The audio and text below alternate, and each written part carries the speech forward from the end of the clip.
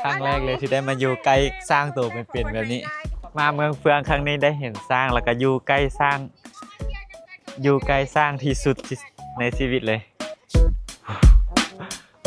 ตื่นเต้นขนาดย่านเนี่ยนี่ยกขาแล้วนี่ขอบใจนี่เป็นการขอบใจเป็นท่าขอบใจของสร้างนี่เต้นกับเป็นเห็นบ่พร้อมนาฮักของสร้างหนักขนาดงัว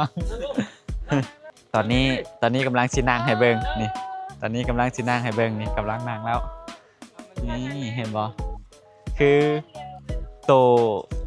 เราก็อยากใหญ่มันการนั่งการลูกกันอย่างก็อยากยากถือว่า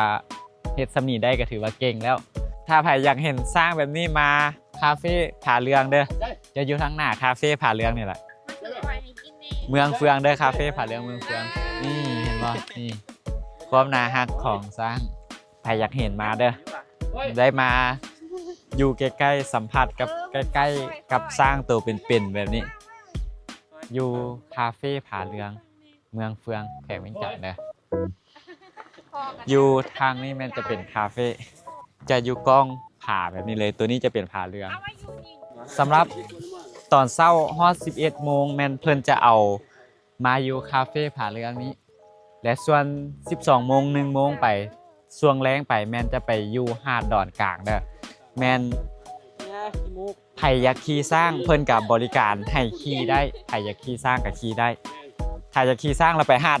ดอนกลางเนาะอยู่นี่แมนจะมีแต่มากินอาหารอย่างเดียวเนาะอยู่นี่แมนจะป้อนอาหารมาเกลืออาหารให้สร้างอย่างเดียวถ้าว่าอยากขี่สร้างแมนไปหาดดอนกลางเด้อสำหรับผู้ใหญ่แบบนี้อยากขี่แมน100,000 กีบสำหรับผู้ใหญ่เด้อผู้น้อยแมน50,000อยู่อ๋อการขี่ครั้งหนึ่งสามารถขึ้นน้ำกันได้2-3 คนผู้ใหญ่ใช้เวลาในการขี่แมน30 นาทีหาดดอนกลางตัวมีนอค้ำมันติพอตอนนี้สร้างอยากลิ่นน้ำเฮาหรือบ่สร้างก็ต้องการคอกินอย่างบางอย่างจากเฮานี่เกลือสร้างทองคุณมานี่ไว้ทองคุณนี่โอ้ยนี่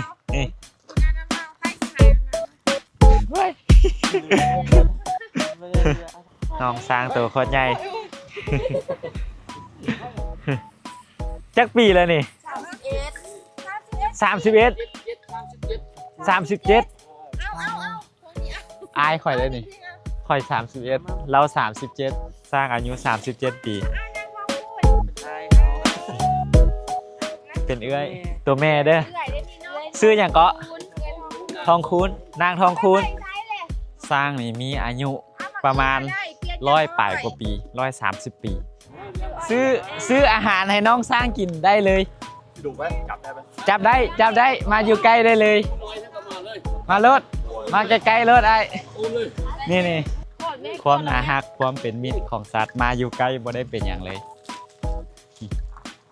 เอาสามารถลอดท้องลอดอย่างได้เบิดเลย